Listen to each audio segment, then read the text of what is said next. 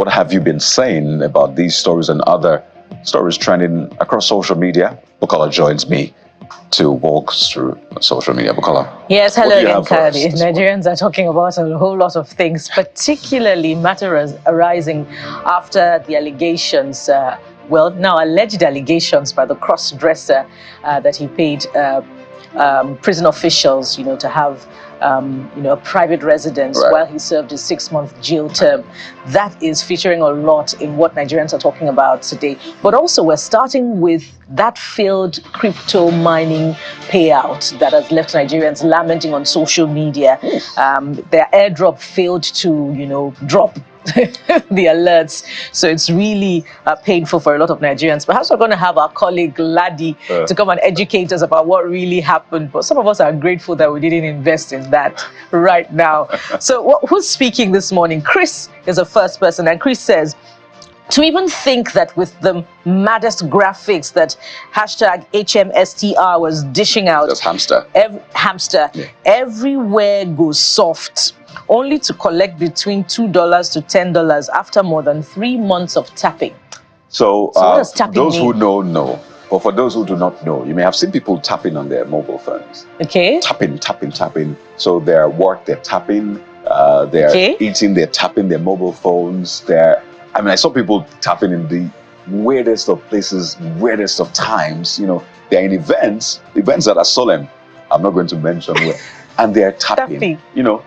But this is what we have now. All of the tapping came to nothing, it would seem, or at least nothing to write home about. So that's the context to all of this. People were mining on their mobile phones because they told them there'll be a big payout day. And I know people listening to me understand, but let's just face front and look at the content. This next user, Stand for Truth, says the total money, where I don't promise people on top Amster combat, is roughly 20 million naira. Ish. Come on. Did I just say that? Make everybody relax. God go do and there you go. That's another user lamenting. But when you think about these things, some will say, why do Nigerians fall for it? Or why do people generally fall for it? People are falling for multi-level marketing, Ponzi schemes. And these things keep coming again and again, and people keep falling. So it looks like there's no limits to the falling. But I wonder if people will learn from this one and not fall. So these things are in crypto spaces too. Where do we have integrity in investment, after all? Well, the devil is usually in the detail. In the detail, right. And they'll tell you, we didn't promise this, we didn't promise that. But again, I wish that people would see through some of these things and say, well, if I'm not doing hard work, or at least if I'm not investing money into something that is tangible enough, something I can hold on to, or an organization I can hold on to, then I'm not doing it. I guess that's profound guidance for everyone. So the next topic now, Bobrisky reps to probe corruption allegations against EFCC of NCS. Of course, the cross-dresser. And the young nation speaks first. He says, or they say, corruption in Nigeria is Nigeria's real enemy. We must tackle institutional weaknesses, lack of accountability and cultural norms enabling it. Defamation allegations won't obscure the truth.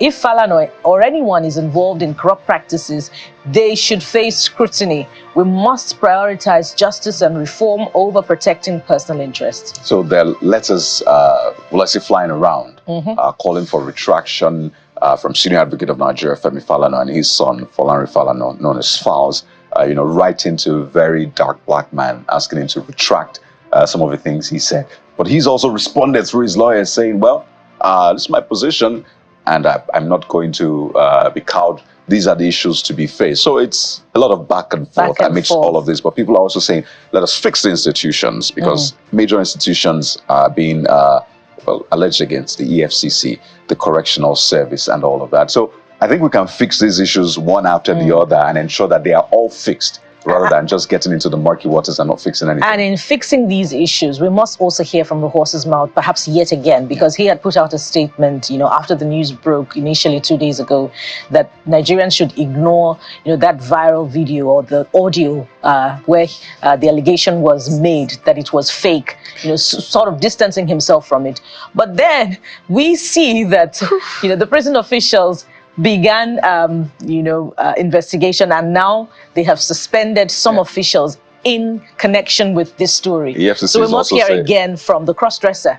Well, he's been putting out statements here and there on social media, but EFCC had also said they would start a probe, invited a very dark black man and Bob Risky, and he said, well, he's not coming to Lagos, he should stay in Abuja. It's just a lot happening, and you're wondering, what is going on here? We need to fix up. This next user is Real Prestige, saying that the action is very commendable, referring to the suspension, and thorough investigations need to be done. There could be more to this than what have been exposed. But Fisaya Shoyombo put out a tweet recently saying, well, we've been here before, that he's done investigative work about the correctional service, then prison, under the former minister, Aregbesola. And he said, the minister said, we're going to look at this and probe it. But he says, well, it's been years after and nothing has happened. The more things change, it looks like the more they remain. But we hope this time it is different.